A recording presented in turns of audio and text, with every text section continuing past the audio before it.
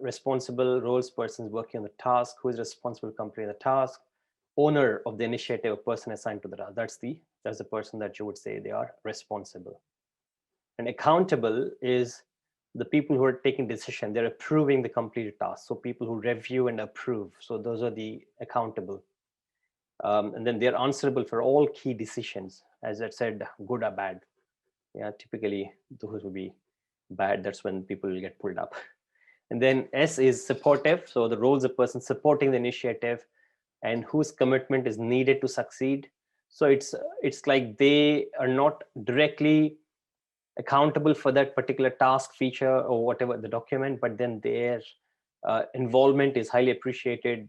That would really result in something. Typically experts, sponsors, initiative, head of department, those are people that are supporting the whole initiative, right?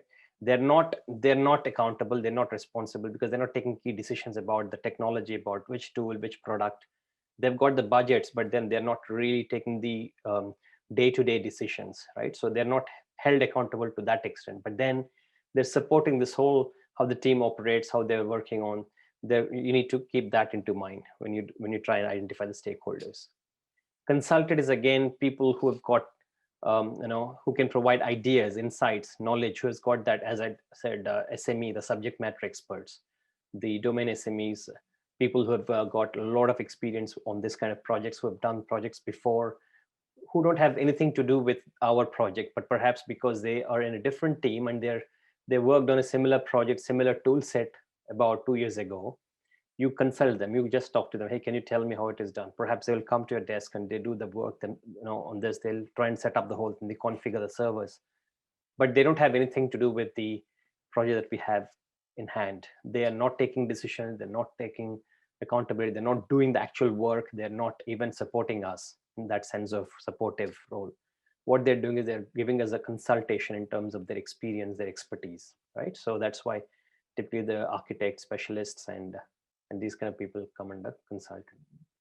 And the informed is basically these are the people who need to be updated, who are to be kept notified.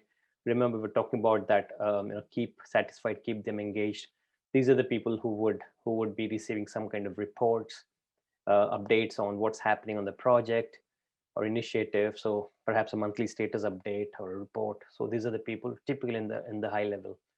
So they're not really involved in the day-to-day operations of this project or things like that. So that's the informed. So if you just take this as a rule of thumb, that would, so R, responsible, A, accountable, then S is supportive.